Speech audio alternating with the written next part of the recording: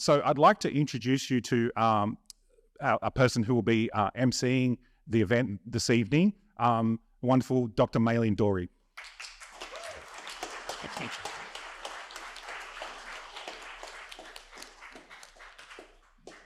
Hello and welcome everyone for braving the rain and coming out on this Tuesday evening, and thank you, David, for that warm welcome.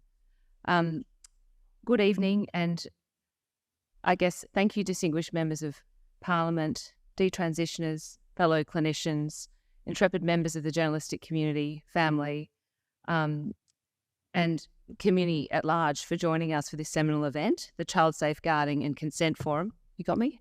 At the Parliament of Victoria. Before I proceed, a few little housekeeping things. Now, this evening's discussion is the byproduct of painstaking consultation. It's recognised that the content is emotive, is potentially triggering, and, we appreciate that not everyone might agree with every point that's put forward. That said, on behalf of all the presenters, some who've travelled a great distance, I want to issue an official content note about the discussions that are going to follow. That said, we really do insist that the tone at all times remains in service of the agenda that we're all collectively here to serve. Provisions being made for anyone that feels overwhelmed at any point to step out. There are refreshments, plenty of water, cups of tea, so please do so if you feel like you need to. We also naturally ask you to turn off your phones, and finally, we have a lot of content to get through, so we'll take a few questions from the floor right at the end. Now, just to orient you a little bit to, why I'm here. I'm a University of Melbourne trained medical doctor who's really passionate about mainstreaming ideas from the world of health and wellbeing. I'm also someone that believes in the fundamental right of all humans to experience belonging, love and acceptance. And I exact these values in the capacity of managing director at the helm of a strategy and design practice now. But prior to this, I did spend 13 years in clinical practice in the realms of sports and emergency medicine, and I think critically as a trauma and compensations assessor. In parallel, I've had the opportunity to advance issues of public health interest, in some instances right at the leading edge, 6 years on the board of the Victorian Health Promotion Foundation, as a contributor to Victoria's first strategic plan for pioneering gender-based violence prevention with Respect Victoria, which was recognised by the UN, as co-founder of the Australia-China Tobacco Control Collaboration Live Council, which was endorsed by QUIT and the Cancer Council, as co-founder and strategist for Sugar Control Advocacy Group, Sugar by Half, alongside Australia's preeminent sports physician, Peter Bruckner, OAM, and founding chair of pioneering public health movement Teachers Consent, which achieved national legislative reform to mandate consent education across schools in 2022. I feel the issue we're here to discuss tonight is equally as important as all of these issues, which I guess achieve far more recognition in the public domain. And I first came to this conversation around gender dysphoria in children in, I guess, a journalistic capacity. I'm not a journalist, but I had a podcast called Alternative Truth, which was syndicated by Austereo. And in the interceding years, I've read widely, I've spoken to clinicians around the world, and most importantly, I've watched my friends as parents and step-parents struggle. And I've equally heard the alarm raised by clinicians behind closed doors.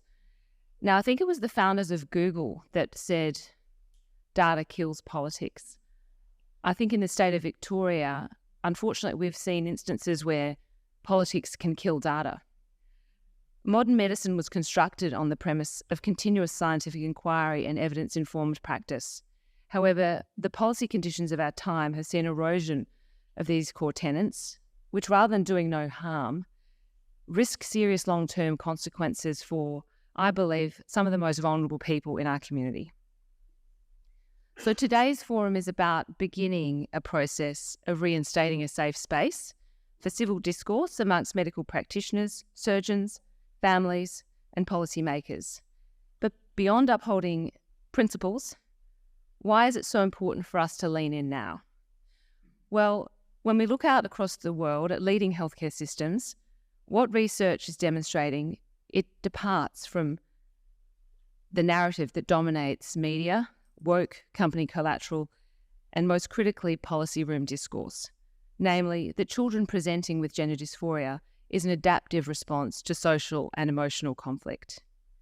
In contemplating this, I'm going to furnish you with a few statements.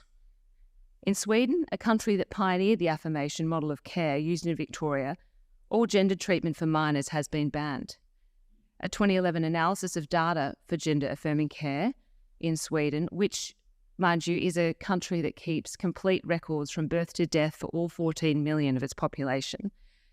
Their audit discovered that post-operative transsexual females who'd been living as men had several times increased rates of all-cause mortality and a suicide rate that was 40 times higher than age-matched peers in the general population. In the UK, independent examination of the Gender Identity Disorder Service, GIDS, under the CAS review resulted in the National Clinic, Tavistock, being closed. The NHS has proposed to end routine treatment with poorly evidenced puberty blockers, instead confining them to clinical trial.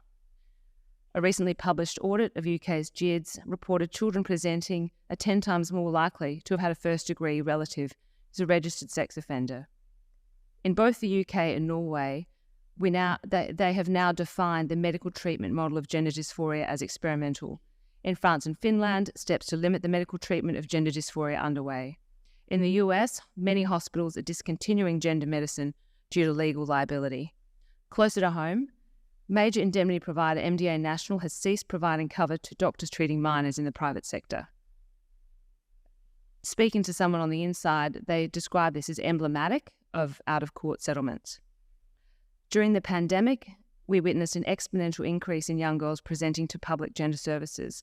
Of these, and this is first-hand testimony from a clinician, 50% had access not puberty blockers but cross-sex hormones prior to assessment and any official treatment.